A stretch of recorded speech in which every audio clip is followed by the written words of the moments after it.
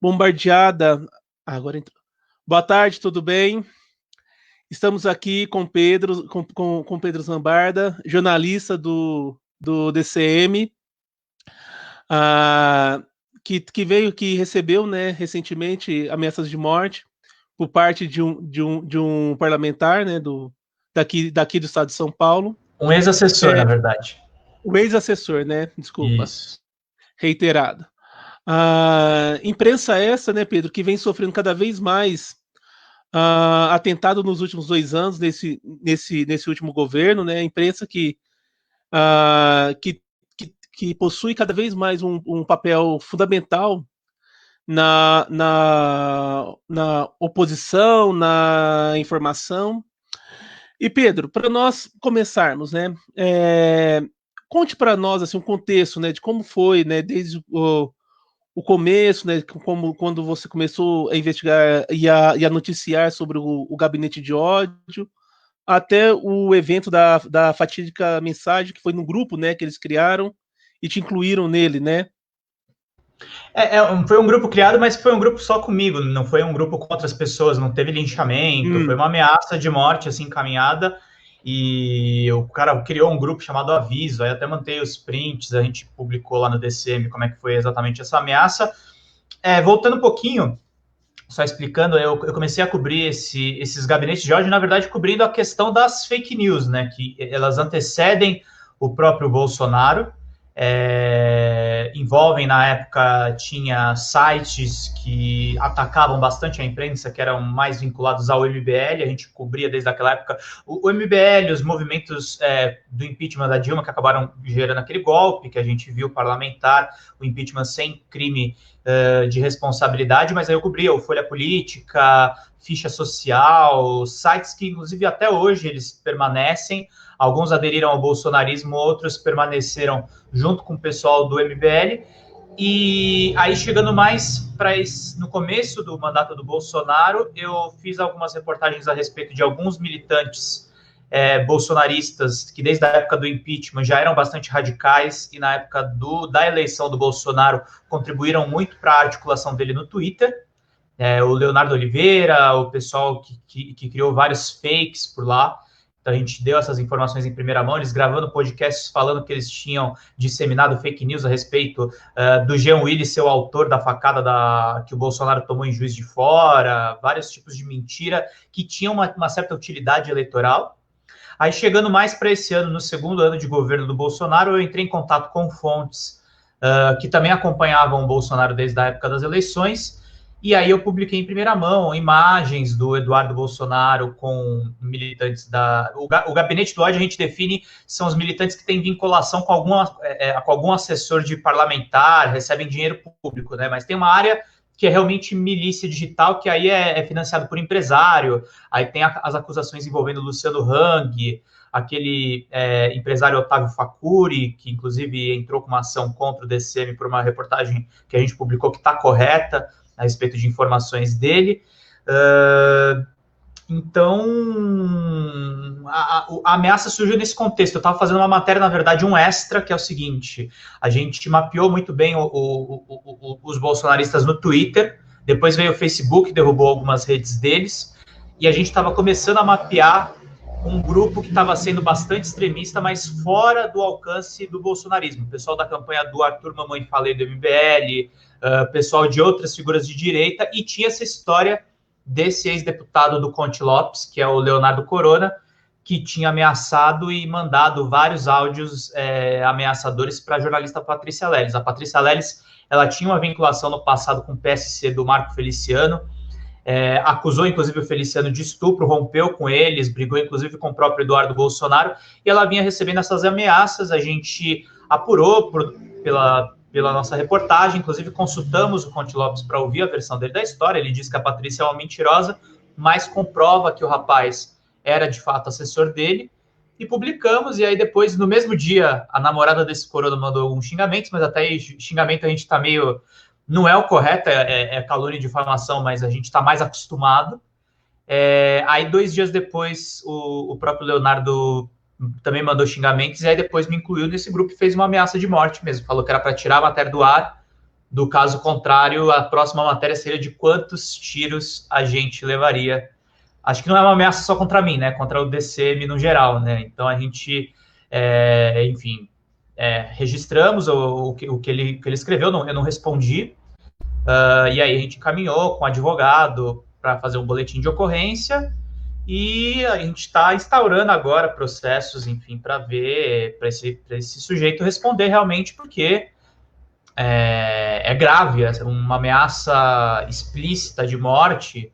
Talvez se fosse outro jornalista, talvez não teria, enfim, uma certa ousadia que eu tive de realmente colocar as caras e denunciar, mas ele achou que estava lidando com esse tipo de gente. Não é o meu caso, a gente registrou e encaminhamos para as autoridades e vamos ver o que vai acontecer. Sem dúvida nenhuma, não é um ataque só contra mim, é um ataque para a imprensa no geral, né? Já vinha acontecendo uma escalada de ataques.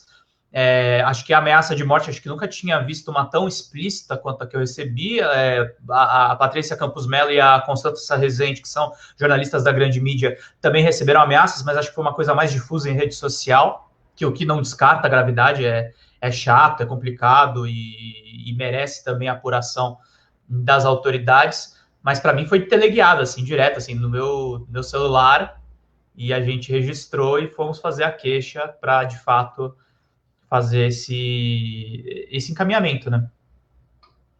Certo. E assim, e o pós, né? Você foi lá, fez a queixa, e como tem sido o encaminhamento desde então, né? E como que está o seu cotidiano, né? Desde esse momento fatídico, né? Alterou alguma coisa no seu cotidiano, dos seus colegas também? O que você vê que mudou?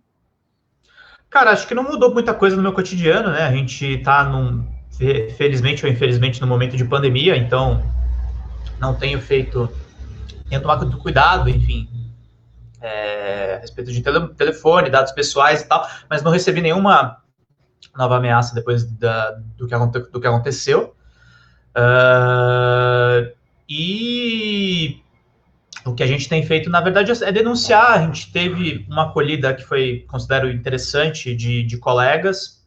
Muitos colegas repercutiram a notícia, alguns só pela rede social, outras instituições fizeram questão de registrar de fato, e aí colocaram a minha versão dos fatos, até procuraram o Conte Lopes não se manifestou desde então. Ele fez uma coisa só, eu achei curioso, assim, ele normalmente posta memes da Rota e daquela polícia que fazia extermínio na época da ditadura, né?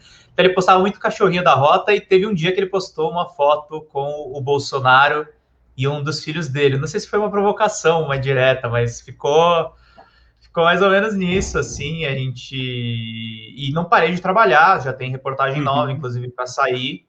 A gente não pode se intimidar, né? Ainda mais porque esse trabalho, por mais que a gente trabalhe num veículo que tenha uma determinada opinião que desagrada certamente essa extrema-direita, a reportagem foi feita de maneira absolutamente correta, ouvi os lados, inclusive se o Leonardo Corona não me ameaçasse, mandasse de fato um posicionamento, seria anexada a matéria, não tinha nenhuma... Eu procurei o Conte Lopes buscando ouvir o ponto de vista dele, foi ouvir dos dois lados na história, no caso porque a reportagem era maior, né, o parte da Patrícia Leles era um episódio, a gente contava, por exemplo, sobre os ataques que o Mamãe Falei fez ao Padre Júlio. O Mamãe Falei foi contatado com 2 assessores dele que não me responderam, assim, e inclusive procuro todo mundo, tudo é feito na mais absoluta transparência, e se a pessoa não se posiciona, é porque ela escolheu não se posicionar, né? De repente não acha talvez que espera não repercutir tanto, de repente, a reportagem. É uma estratégia que as assessorias usam. Certo, né, assim, em abril saiu o ranking da liberdade de imprensa, né, pelos Repórteres Sem Fronteira. E o Brasil, no meio de 180 países, ele está na colocação de 107º, né, que é lamentável, né, você pensar que um país que busca um destaque internacional, né, que busca uma liderança o Repórter regional. Sem Fronteira, que vale dizer, também se posicionou no meu caso, também repercutiu, porque teve uma nota da Abrage, né, que é a Associação de Jornalismo Investigativo aqui no Brasil, aí ela repercutiu, teve algumas traduções internacionais, então foi muito bacana isso, desse ponto de vista, assim, mas a situação da imprensa no Brasil. Eu ainda tenho sorte, assim, eu estou na cidade de São Paulo, é mais difícil esse tipo de coisa, mas no interior do Brasil, se você for consultar, casos de jornalistas que são assassinados, a própria imprensa do interior ter rabo preso também, não poder falar muitas coisas, porque não tem uma independência, e às vezes veículos como o nosso e outros veículos também são obrigados, às vezes, a fazer pautas no interior, porque aquela rádio local, aquele jornal local não tem força, vai arrumar uma briga com o prefeito, vai arrumar uma briga com os principais empresários, e aí quebra, né?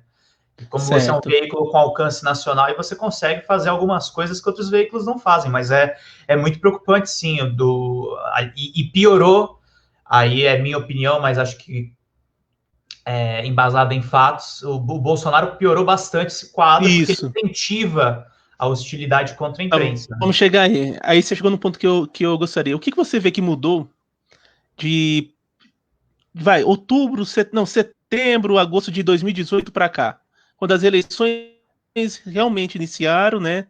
Definimos lá os candidatos à presidência lá em 2018.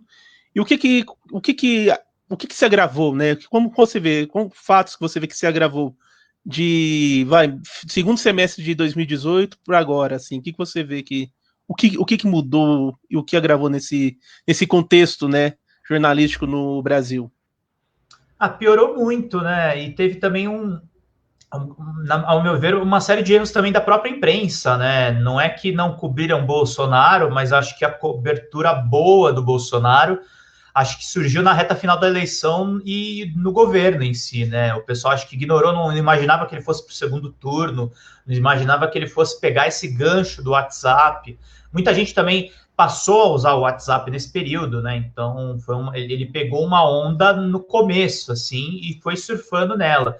Mas teve uma piora, assim, até a gente brinca aqui entre os colegas que saudades do tempo do PSDB, né? O PSDB é um partido que a gente adora criticar, mas ele não tinha uma postura de processar tanto, de atacar tanto, era uma coisa muito mais respeitava sutil. O rito democrático, né? Respeitava o rito democrático um pouco, havia, por exemplo, uma matéria no Estadão que desmentia a nossa, e ficava mais na questão da briga da informação em si. O Bolsonaro, ele tem um problema realmente com democracia, né? Ele não sabe viver com contraditório e ele insufla, e ele depende que o ambiente fique... a gente sabe que política é polarização, mas ele depende de uma hiperpolarização, né? Uma coisa destrutiva mesmo de tipo, querer matar o adversário, que eu acho que acaba se refletindo no que aconteceu comigo, né? É um reflexo desses tempos. Então teve uma piora, assim, não é uma novidade. Se você recapitular o que eu falei agora para você, lá na época que o MBL fazia fake news, já existia um clima, e muitas fontes que estavam próximas deles daquela época me falam isso. A gente suflou um clima anti-imprensa, até por uma razão, existe uma razão legítima e uma razão nada legítima, que é o seguinte, nessa década de 2010, foi a década dos veículos independentes, então surgiu a blogosfera, a blogosfera ganhou força, e ganhou força, claro, contestando as grandes empresas de comunicação que ainda existem, mas elas diminuíram de tamanho, elas se readequaram. Perder espaço, e isso é uma causa... e essa é uma causa legítima, assim, ter mais veículos de comunicação é sempre positivo. O que aconteceu de ruim com a extrema-direita é que aí eles passaram a fazer uma contranarrativa jornalística mesmo. Eles começaram a criar fatos paralelos e fatos distorcidos, primeiro para impeachment a Dilma, existia essa necessidade que a imprensa, de uma certa forma, deu corda para isso, primeiro surgiu nesses grupos e depois a imprensa vai lá e chancela esse tipo de narrativa, e depois vem a eleição do Bolsonaro, que a imprensa tenta se contrapor, mas é tarde demais, porque as redes já estão articuladas o suficiente para conduzir lá o Planalto, e agora a gente tem, inclusive, até uma nova fase que o Bolsonaro desidrata um pouco essas redes extremistas para fazer acordos com políticos tradicionais, né? E você vê o Alan dos Santos saindo do Brasil, o Olavo de Carvalho brigando diariamente com o Bolsonaro no Twitter. Então tem uma nova crise que se avizinha aí. Aí o Bolsonaro se aproxima do Silvio Santos, do Edir Macedo, que são caras que, por mais que tenham um certo alinhamento ali com o bolsonarismo, não são caras que vêm desse universo das fake news. Eles são veículos de comunicação tradicionais, enfim, respeitavam parâmetros jornalísticos mínimos, mas a extrema-direita ela vai se moldando nesse contexto, mas piorou sim. Felizmente, eu acho que, apesar das brigas políticas que existem dentro da imprensa, a gente compreende, porque o país está em jogo no meio dessa questão de escolha de governo, a gente nota, pelo menos, independente das ideologias, os colegas, existe uma certa solidariedade quando acontecem esses casos mais graves. Mas é muito grave, tem silêncio de muitos patrões dos grupos, o que é péssimo. O caso mais emblemático não é nem o meu, os meus patrões agiram da maneira correta, que foi encaminhar advogado, defesa e tal. Sim. Mas teve o caso emblemático que a gente deve se perguntar por que raios o dono da Folha, do Globo, deixaram aqueles jornalistas no cercadinho do Alvorada para serem xingados pelo Bolsonaro quase que diariamente, né? É uma agressão, pode não ser uma ameaça de morte, mas é um treco grave que acontecia ali, todo mundo estava vendo as cenas pelas redes sociais, então piorou muito, de fato. Mas eu sou assim, não é questão de ser poliana, não, e eu tô tranquilo a meu respeito, e eu acho que talvez seja uma fase que vai passar. Eu acho que não sou ingênuo de achar que o Bolsonaro vai sair amanhã, mas acho que isso uma hora vai mudar. Chegou num ponto que eu gostaria também, né? A nossa amiga Renata, ela faz a seguinte pergunta, né? Ela fala sobre um caso de um professor na França que foi decapitado porque explicou sobre liberdade de expressão, como a charge do Charlie Hebdo. E ela pergunta, você receia que a situação chegue efetivamente às vias de fato aqui no Brasil também? Receio, mas também eu tenho uma postura profissional assim de também não... como é que eu posso dizer para você? Um pouco superestimar também esse pessoal, assim. Tem muitas pessoas que ficam, de fato, mais nas ameaças digitais. O lance todo é a gente saber denunciar essas primeiras ameaças e não deixar barato essas histórias. É claro, eu não trabalho num veículo... O Charlie Hebdo é um veículo bastante controverso, né? Do ponto de vista de liberdade religiosa.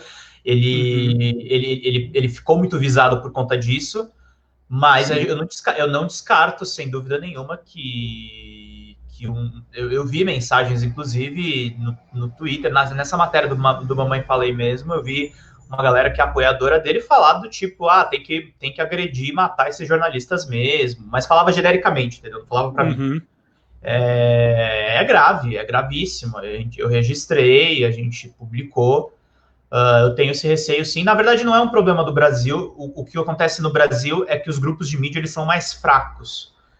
Mas é um perigo geral, assim. Eu acho que lá fora o Charlie Hebdo foi um caso extremo, que por mais que você não goste das charges que ele tenha publicado, é inaceitável o que aconteceu dentro da redação do próprio jornal. Um atentado, né? É um atentado gravíssimo, você pode processar jornalista, você pode recorrer dos seus direitos, sem dúvida nenhuma. Calúnia, difamação e injúria são crimes previstos no Código Penal, você pode acionar a justiça para isso, mas nunca cercear o direito de liberdade de expressão e de pluralidade de ideias, sobretudo. Então, é muito grave esse tipo de coisa. Eu não descarto, não, um aumento do tensionamento. Não quero, obviamente, até para nossa audiência aqui, para todo mundo que acompanha nas redes, não quero também transformar isso não vamos parar de trabalhar, não vamos parar de publicar. A gente teve uma ditadura de 20 anos que a imprensa não parou de funcionar, por mais que sofresse censura. Teve imprensa alternativa, a gente estuda formas e continua trabalhando, não existe isso de desistir, não. Certo. Você contando o caso aí, né, da questão do gabinete do ódio, né, da investigação que foi feita em cima, né, e também sobre a questão da ameaça, me lembrou muito o caso do jornalista árabe Jamal Khashoggi, né, que foi morto dentro da embaixada árabe na Turquia, né? E logo depois saiu também uma outra reportagem da Folha mostrando que o governo árabe também tem um gabinete do ódio institucionalizado no caso deles, né? Algo do governo, onde eles mesmos, né, eles fazem ataques virtuais a essa oposição. Explica para nós como que esse gabinete do ódio, né, ele funciona aqui no Brasil, né? Pelo visto, ele usa principalmente as redes WhatsApp, né? O envio, o disparo massivo, né, de mensagem pelo WhatsApp. Eu gostaria que você explicasse como ele funciona e como que ele pode prejudicar a questão sobre a liberdade de imprensa, né? O trato da informação, da curadoria, né? Dessa informação, principalmente. Então, vou tentar até desenhar, entre aspas, para vocês entenderem como é que funciona isso, porque todo mundo fala do gabinete do ódio e tal. O lance é o seguinte, não é...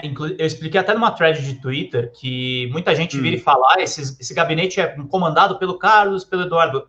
É um pouco mais complexo do que isso. Eles são, de fato, lideranças nessas milícias, assim, porque eles têm as grandes verbas parlamentares, eles têm acesso direto ao próprio Jair Bolsonaro, então eles são atores importantes, o Eduardo e o Carlos, sobretudo. O Flávio também atua, mas é uma coisa um pouco mais por fora, ele não tem uma atuação tão forte nas redes.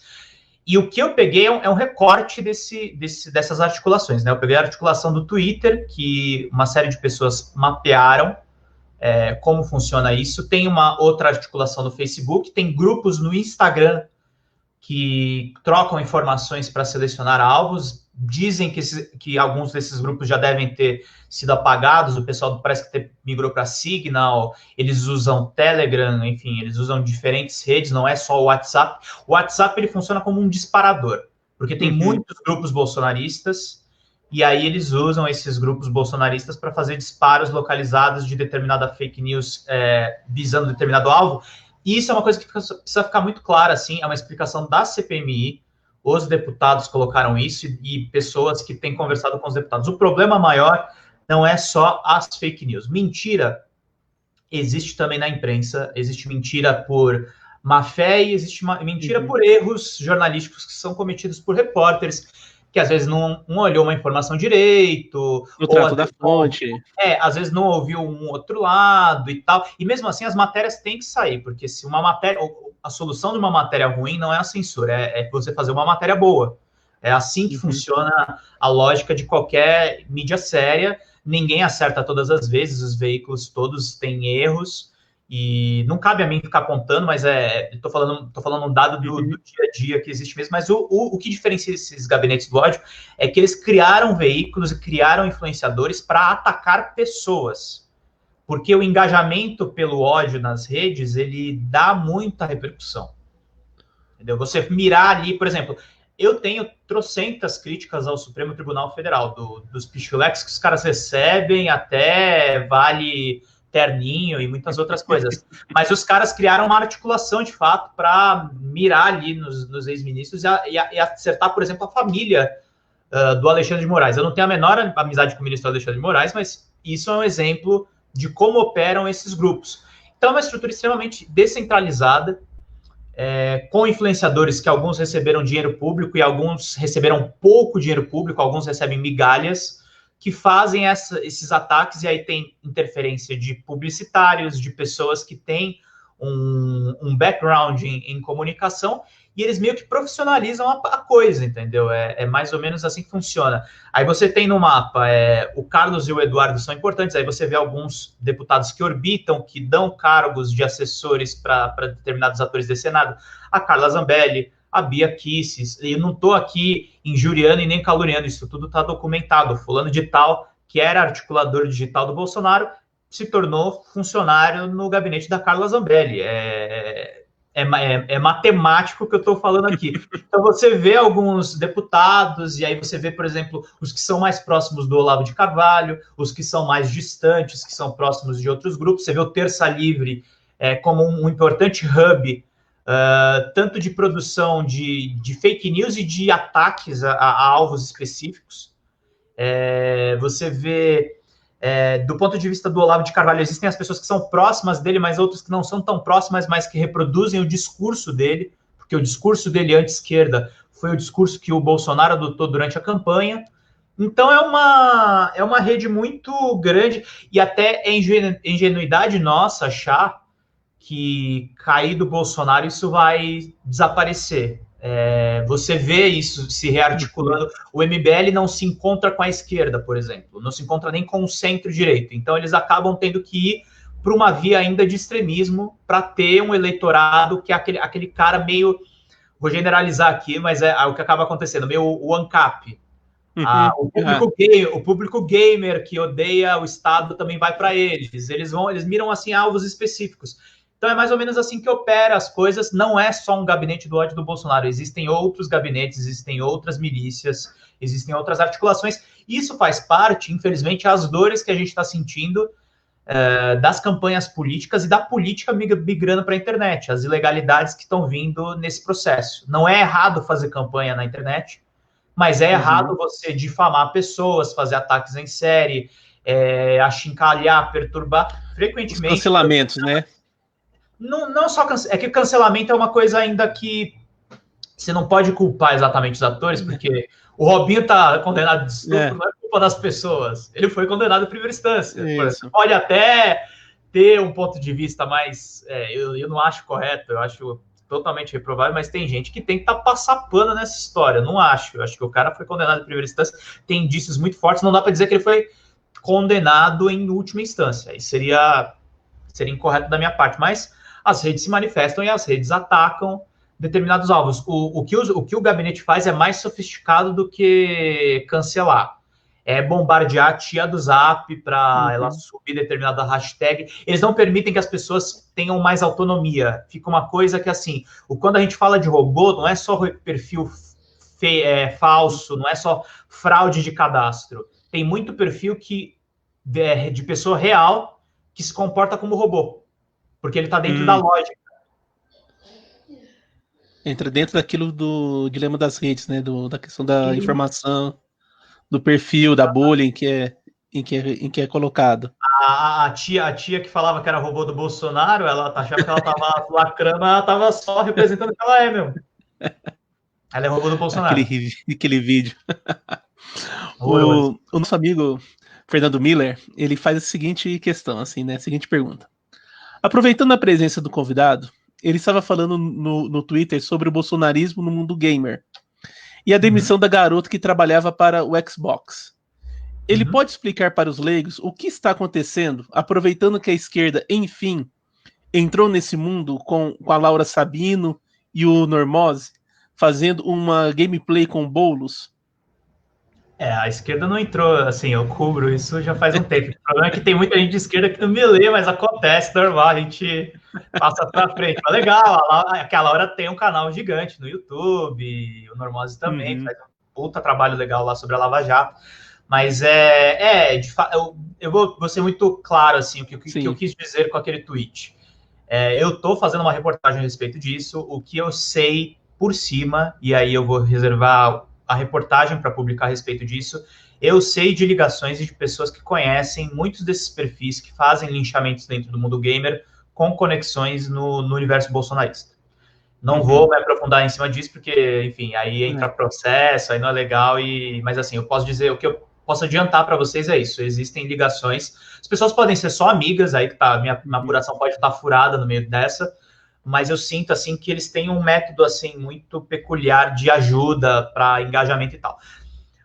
A questão gamer, ela extrapola um pouco o Brasil, e o Bolsonaro até que demorou um pouco para entrar de cabeça nisso, porque ele precisou vir a crise do Sérgio Moro. Tem uma pesquisa da professora Isabela Calil da FESP, que inclusive até foi criticada pelo professor Sérgio Amadeu, e eu achei legal a crítica dele, não achei ruim, porque é uma pesquisa mais qualitativa. A Isabela não pegou tanto os big numbers, mas ela estava detectando uma tendência de um aumento de eleitorado jovem entre os bolsonaristas, porque o eleitorado bolsonarista ele era normalmente classe A e B, e um povo mais velho. E esse povo mais velho ele estava mais atrelado ao Moro. Então tá sobrando mais uma molecada e tá entrando mais uma molecada, porque esse universo tem um engajamento muito maior. Lá fora isso foi muito utilizado pelo Trump, porque E aí não é uma coisa que a gente pode menosprezar. Eu gosto muito de games, mas eu sou obrigado a reconhecer isso. Os games, eles são um veículo de disseminação da ideologia norte-americana. Então, o Trump e o Steve Bannon viram no público jovem gamer um público potencial para a extrema-direita, porque é um público que não gosta de discutir política, que não gosta de discutir inclusão social, que não gosta de discutir, não gostava nem de discutir minorias, assim, agora tá mudando um pouco, estão começando a conversar sobre mulheres nos games, tem gente falando sobre LGBT nos games, mas ainda é muito em cima do muro e muita gente que é de direita mesmo dentro desse meio, que diz que não quer falar de política, mas é de direita, assim, não estou fazendo aqui nenhuma ilação equivocada. Então, o Trump se elegeu muito.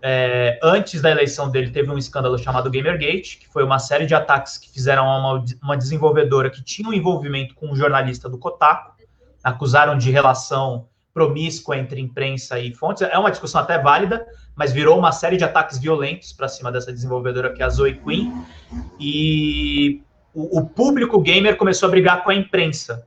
Ó as similaridades. E aí eles começaram a se separar, e aí eles consumiam só lixo de fake news da extrema-direita na internet. Aí entra o Breitbart, aquele rapaz, o Alex Jones, que é um cara criador de fake news, que depois o Olavo vai repercutir aqui no Brasil, e os gamers consumiam muito esse tipo de coisa. Então, quando o Trump vai para a eleição, o Bannon mira muito nesse público, além da campanha que foi feita no Facebook por uma empresa terceirizada. Então, essa estratégia funciona. O Bolsonaro, um pouco mais depois da eleição, quando ele promete que vai reduzir os impostos dos videogames, que não deu em nada aquilo. Os videogames são muito caros no Brasil, por razões que extrapolam. Os impostos são muito culpados, mas a gente tem um problema de logística também. O Brasil fica longe dos Estados Unidos, fica longe do Japão. Tem custos de importação e logística que atrapalham. E mesmo assim a gente tem um mercado de games gigantesco, graças à pirataria, graças ao brasileiro se virar para trazer os jogos para cá.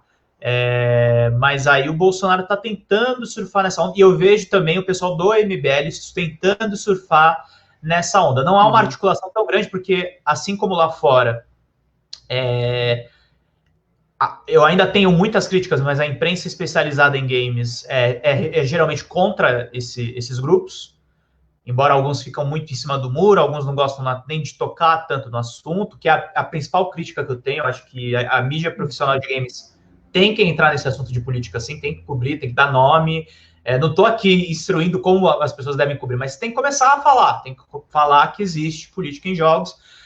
E o MBL está tentando entrar nessa discussão pela questão da redução dos impostos com a iniciativa do Kim Kataguiri, que até deu uma entrevista num site, o Combo Infinito, que são de dois caras até que eu tenho contato, gosto deles, não tenho nada contra eles, mas acho que eles deram um espaço ali para o MBL surfar, né? Foi uma coisa meio esquisita, assim.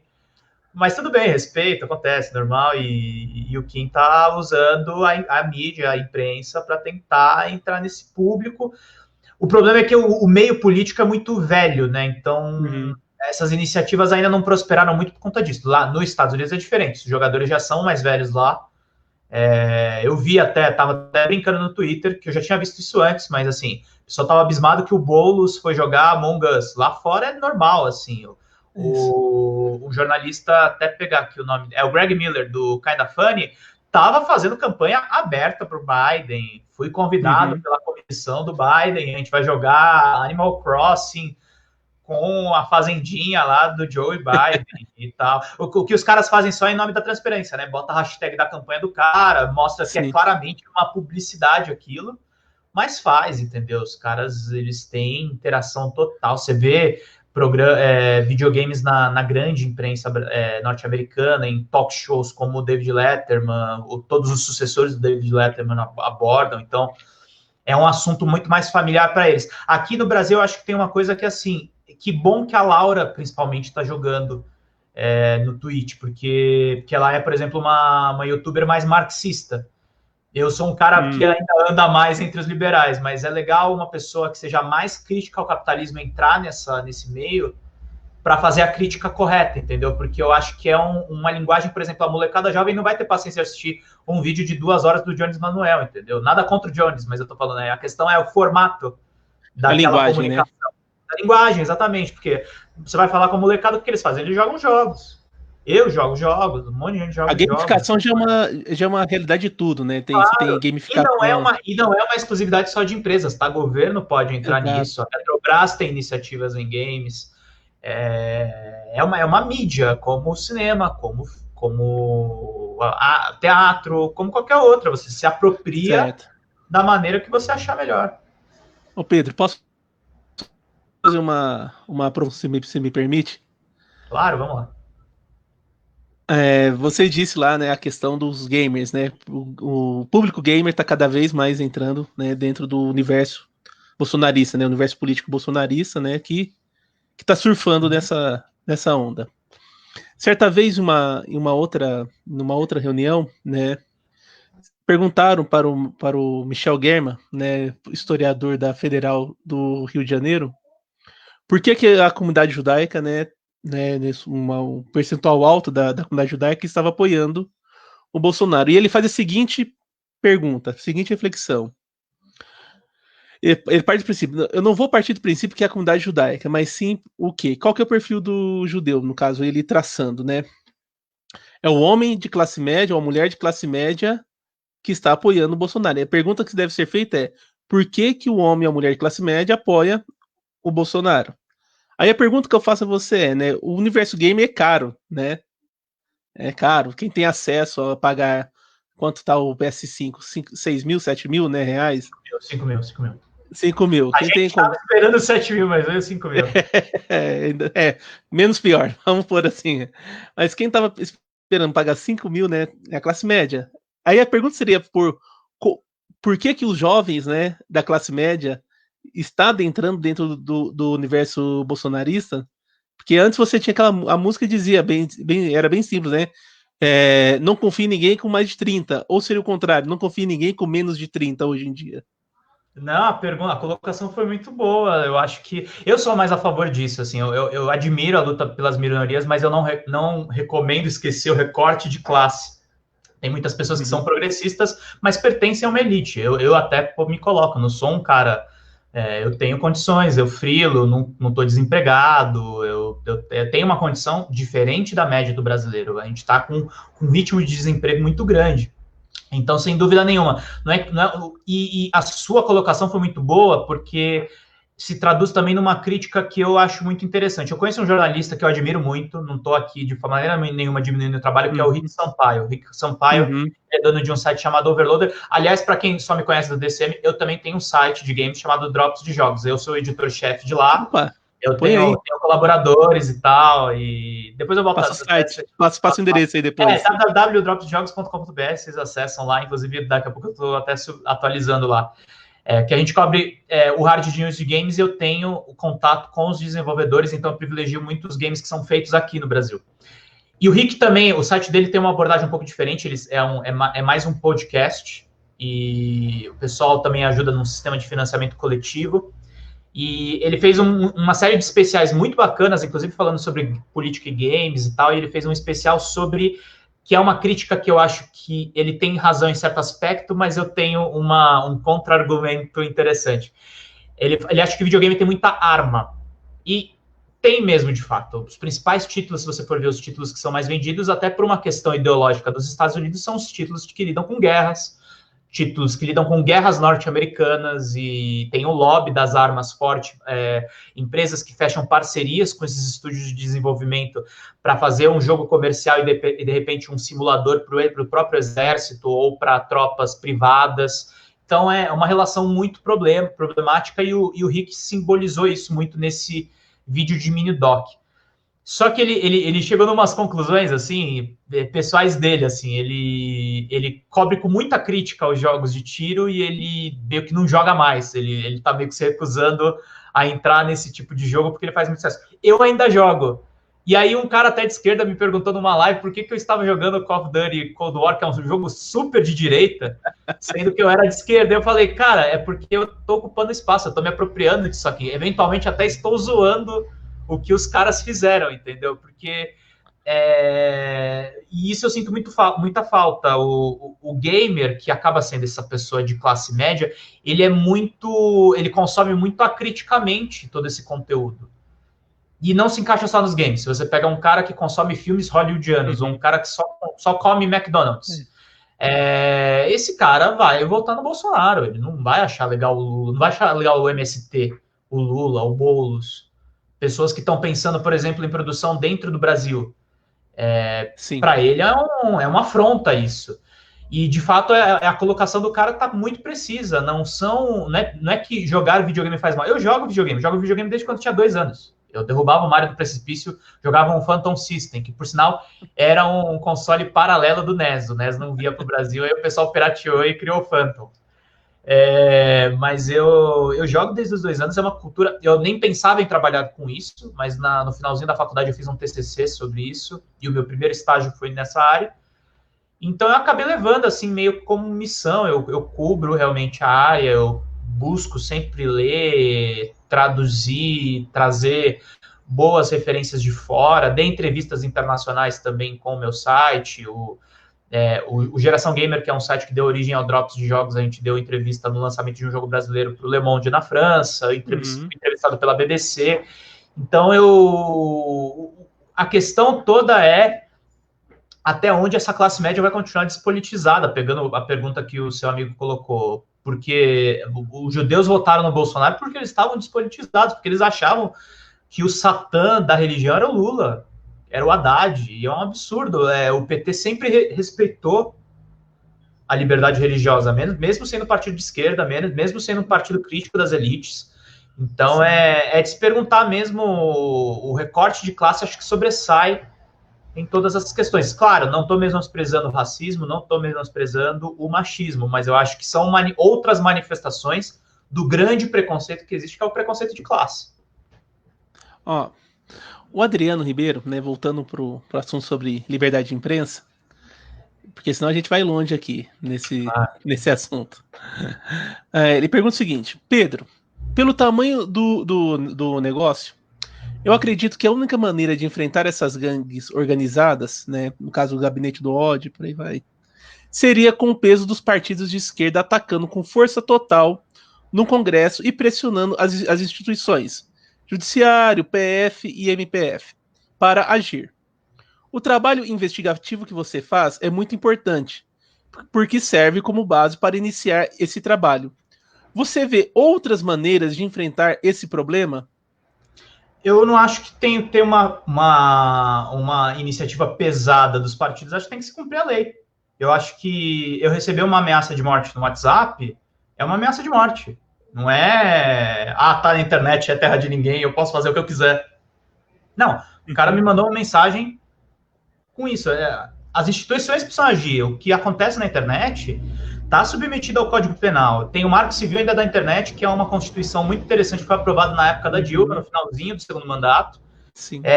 Que é uma carta de princípios que o que a carta de princípios pede no final, além de respeito à privacidade, uma certa regulação das operadoras de telecomunicações, é que se cumpra a Constituição. Então, calúnia é crime, injúria é crime, ameaça de morte é crime, tem penas previstas, de cestas básicas até reclusão. Então, sem dúvida, os partidos eles dariam uma imensa contribuição, e não só os partidos de esquerda, os partidos de todo o espectro, pelo bem deles, entendeu? Não estou nem falando aqui, advogando em determinado candidato ou determinado viés ideológico, mas porque a gente não pode deixar esse jogo sujo prosperar, senão vai contaminar o processo eleitoral. O processo eleitoral do Bolsonaro, não dá para a gente dizer que foi uma completa fraude, mas a atuação desses grupos é um indício muito forte de que o resultado, no mínimo, teria sido diferente se essas pessoas tivessem sido contidas, se essas pessoas tivessem sido responsabilizadas. Tudo bem, você vai lá e posta o que você postou. Tá, mas você vai sofrer sanção legal para isso. A gente tem que denunciar, e não é só o meu trabalho jornalístico, outros veículos têm que cobrir isso. Tem que cobrir isso com a seriedade que o assunto exige. Eu achei muito legal uma coisa que, assim, na mesma semana que eu fiz essa reportagem sobre o Arthur e os gabinetes fora do bolsonarismo, Não foi uma coisa combinada, foi uma coincidência, mas foi uma coincidência muito feliz. O Intercept publicou conversas do MBL que estavam no arquivo da Vaza Jato, mostrando que o processo de criação, de inserção deles na política na época do Bolsonaro tem várias irregularidades ali. Eles tentaram comprar partido, eles usaram a Jovem Pan para expulsar pessoas e meio que criar o entorno deles ali de ideológico. Então, é esse trabalho que tem que continuar. O meu trabalho é mais de formiguinha ali no Twitter, mas tem várias outras frentes, várias outras pautas, por isso que eu puxei a orelha da galera. Eu falei, olha, eu acharia sensacional um veículo de games dando, olha, os grupos de ódio ao redor do Xbox Mil Grau, que foi um trabalho importante que eu até participei com o meu site. Só contextualizando, o Xbox Mil Grau era um canal de YouTube grande, feito por fãs de Xbox, só que os caras eles eram extremamente hostis com a imprensa. Mais uma vez, porque eles faziam uma crítica legítima, mas que não justifica a atitude dos caras.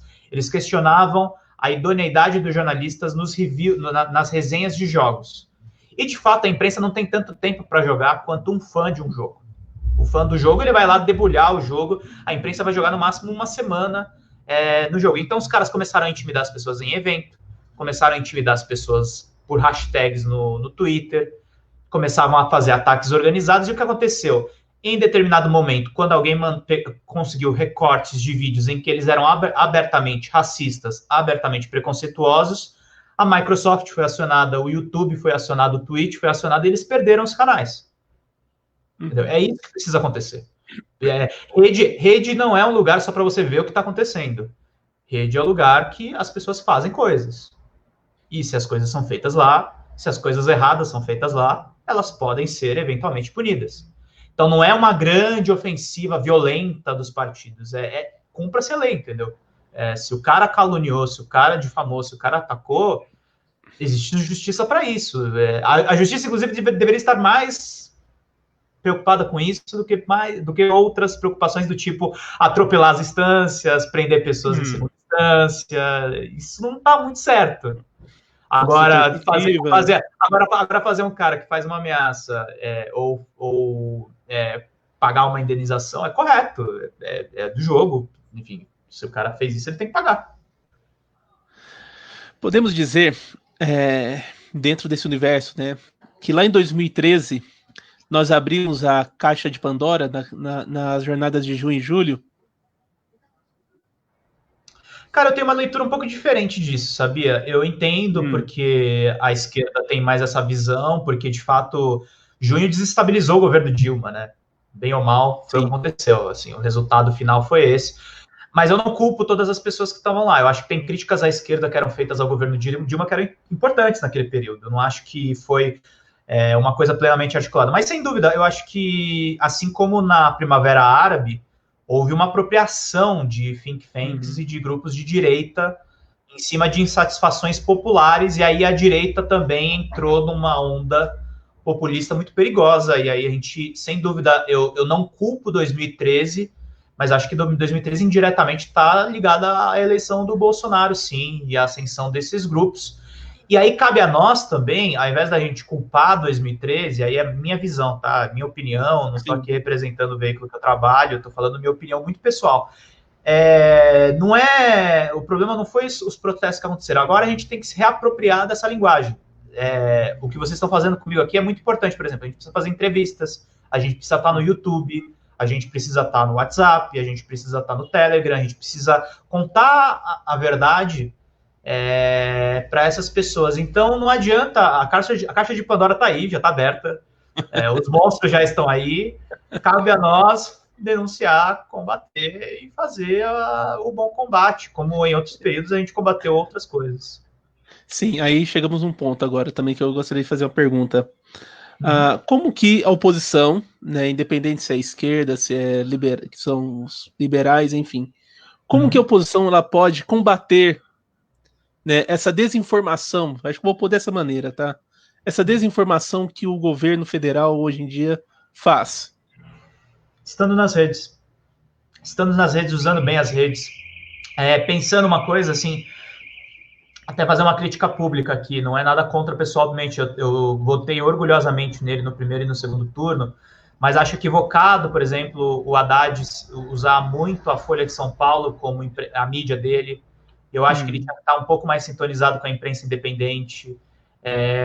Você tem que estar na rede, tem que estar conversando com as pessoas nas redes, tem que fazer uma coisa assim, claro, a gente não vive de lacração, mas eu vejo com bons olhos algumas brincadeiras que o Guilherme Boulos está fazendo nessa campanha para prefeito. O Gilmar Tato também está fazendo uma boa campanha, não tô desmerecendo não, mas precisa ter uma coisa assim, a gente precisa estar presente. A direita fez isso muito bem. Eles estavam lá antes. Quando a gente... Eu não tô nem fulanizando para outras pessoas. Eu menosprezava o YouTube. Quando eu vi que o Bolsonaro estava eleito, eu falei, puta, a gente errou. A gente tinha que ter se preocupado com isso antes. Porque a galera, assim, escrever textos é muito bom, mas falar em vídeo é muito melhor. Você alcança muito mais pessoas, você instiga as pessoas depois a lerem os textos. É muito sensorial, né? É muito sensorial. Eu mesmo, assim, tem muitos canais de YouTube que hoje eu acompanho, aí depois eu vou ler livros, aí depois eu vou ler recomendações que as pessoas fazem. Eu acho que a gente tem que usar melhor o audiovisual. Eu nunca me achei um cara de TV, por exemplo. Eu era muito tímido, eu acabei me soltando nesse processo e estava trabalhando numa rádio, já estava falando um pouco melhor. E a gente tem que estar nos lugares, a gente tem que ocupar os lugares. Eu incentivo, assim, as pessoas que estão nesse chat aqui, se perguntando o que nós vamos fazer. Criem seus canais de YouTube, criem os seus canais no TikTok, usem a live do seu Instagram. Temos que ter presença, gente. Temos que articular é só dessa forma que as coisas vão mudar para um panorama mais democrático, menos repleto de desinformação, de ódio. O pior do que a desinformação é o ódio que ela gera. Pior do que a informação é o ódio, porque a desinformação pela desinformação a gente combate, a gente tem, bem ou mal, eu tenho inúmeras críticas, sem dúvida nenhuma, mas existe agência de checagem, o próprio DCM pode virar e desmentir uma mentira que foi publicada, o meu site de games desmente coisas, não é a verdade e a mentira, o problema é o ódio que isso trouxe. As pessoas ficaram muito ressentidas, as pessoas ainda estão com muita dificuldade de entender o que aconteceu, estão com muita dificuldade de entender o que realmente é a autocrítica, e não é só a autocrítica do PT, não é só a autocrítica do Lula. Muitas pessoas tiveram contribuições ruins para o Brasil que a gente vive hoje. E é errado a gente fulanizar isso. O Bolsonaro, sem dúvida, é um grande ator do caos, mas muitas pessoas individualmente contribuíram. Então, quem quer ter a consciência um pouco mais livre, esteja na rede, fale a verdade, conteste as informações. Houve uma normatização, né, da violência, né, do ódio, né? Do absurdo. Como ocorreu naquela famosa... Houve algum momento que as pessoas acharam razoável associar o Haddad e a Manuela à pedofilia. E houve isso. Houve seriamente isso. A pedofilia, inclusive, é uma linguagem desses grupos extremistas. Quando eles não conseguem te atacar, eles inventam uma acusação de pedofilia, eles inventam uma acusação... Esse cara, inclusive, que fez a ameaça de morte contra mim, ele me chama de gay. Eu não sou homossexual. Assim... mas ele deve achar, pelos meus posts de rede social, ele deve achar que eu sou simpatizante da causa LGBT, mas ele usa a homofobia como uma ferramenta de ataque, entendeu? Então se você não for aquele macho tóxico, você é um homoafetivo. A mentira vira uma ferramenta do ódio. O problema maior de todos é o ódio. E a gente tem que combater o ódio, a gente precisa... E não estou sendo nem leviano, não é para ter mais amor, sem dúvida é legal ter amor das pessoas, mas para as pessoas voltarem ao normal, entendeu? Para as pessoas voltarem a viver as suas vidas e não se empenharem na campanha das pessoas. Certo. O Adriano, né, ele tem uma outra pergunta que é o seguinte: Pedro, a pandemia, no final das contas, serviu para acelerar essa migração para o YouTube? Cara, acho que sim, mas até falar uma coisa assim, porque eu estava trabalhando na época da eleição do Bolsonaro, antes, né, no ano de 2018, eu trabalhei 8 meses no 247, né, o 247 estava começando a fazer o YouTube deles, e ficou grande até, quando chegou na pandemia, agora eles estavam enormes e continuam gigantes e tal, e estão crescendo. Eu acho que a pandemia ajudou, mas a pandemia também foi muito difícil para a internet, viu? O Google agora está penalizando muitos sites progressistas. A gente está sobrevivendo muito de contribuição da comunidade mesmo, de vocês que estão indo lá nas lives, que estão ajudando com superchat, com membro. Ajudou e não ajudou, porque isso é uma coisa também que as pessoas não param para pensar. Publicidade online depende de venda real, né? Então, se o país está em crise e está vendendo menos, a publicidade digital cai. Então, tem muita gente fazendo YouTube, tem muita gente ganhando dinheiro com o YouTube, mas é um dinheiro menor do que é o patamar pré-pandemia. Então, ajudou, mas eu acho que ainda assim as pessoas vivem, sem dúvida nenhuma, um período de crise muito grande. Não tá fácil, não. Tá certo. Bom, né, indo para a finalização aqui, o Fernando, ele tem uma pergunta. Como está sendo ajudar o Bem-vindo Siqueira a escrever a autobiografia? Tá sendo muito legal, gente. Eu ainda não escrevi tanto quanto eu gostaria. Eu tô fazendo em parceria com o Salve da Cota, que tá decupando. Eu vi os depoimentos do Bem-vindo, né? Eu tô recebendo aqui, tô arquivando. Tá sendo muito legal. O Bem-vindo é um grande amigo, assim. A gente convidou ele uma vez e deu super certo as lives, e aí eu papeei com ele, a gente conversou, articulamos aquelas lives com o Zé de Abreu que foram históricas para o nosso canal, e foi muito bacana discutir sobre arte, comunismo, Umbanda, Candomblé, que são religiões que ele sabe muito, ele viveu a ditadura militar, viveu a repressão da ditadura militar, e para mim está sendo uma honra participar desse projeto, estou doido para lançar esse livro, eu vou colocar a mão na massa aqui para ver se a gente solta no começo do ano que vem. Acho que é um trabalho super bacana e estou muito feliz, assim, Bem-vindo é um amigão. Queria muito que ele desse uma passadinha aqui no Brasil, mas acho que tá difícil também esse negócio de pandemia e crise no Brasil. Acho que ele tá gostando mais de Portugal. Lembrando que o Bem-vindo é o criador da nossa Rede Liberdade, né? Ele Que juntamente legal, com o não Zé de sabia. Abreu, os dois criaram lá na eleição de 2010, né, da Dilma, a primeira eleição dela, eles criaram a rede, né? E estamos aqui hoje, né, com esse trabalho aqui, né? Nós somos frutos deles, né? Vamos por assim. Então, Pedro, vamos então para nosso encerramento, né? Acho que foi bem produtivo a tarde nossa, né? Com bastante informação, com bastante discussão de alto nível, né? Qual que seria o seu recado final, principalmente focando nessa questão da liberdade de imprensa, do combate ao ódio e a desinformação que hoje reinam, né, pela rede? Cara, o recado final que eu devo dizer é para as pessoas não desanimem. Eu tento manter sempre um alto astral lá no DCM. A gente gosta de fazer lives rindo mesmo, dando risada, tirando sarro, não tirando a seriedade do que está acontecendo. Tem gente morrendo, tem gente perdendo emprego, tem gente ficando doente. É um momento muito delicado no país.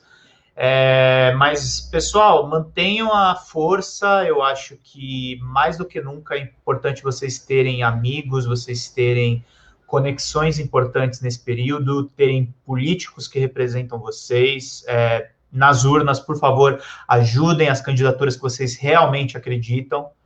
É muito importante para o jogo democrático a gente ter um parlamento importante, uma forma para a gente contestar os governantes se eventualmente a direita ganhar aqui em São Paulo ou ganhar em outras localidades. É importante a gente ter esse contraponto e ter esperança, gente. Eu tenho esperança de dias melhores, eu tenho esperança de que eu vou estar pronto caso as coisas estejam num ritmo muito pior, como aconteceu nesse caso da ameaça. Um monte de gente está me perguntando assim, você não tá morrendo de medo e tal. Cara, eu tô tranquilo, as coisas estão normais aqui, não estou menosprezando o que eu recebi, é uma coisa muito grave, mas eu acho que a gente vai superar, e felizmente eu estou rodeado de pessoas também que têm essa mesma percepção que eu. Então a gente, eventualmente, algum amigo fica triste, mas a gente conversa, a gente levanta, sacode a poeira e manda brasa.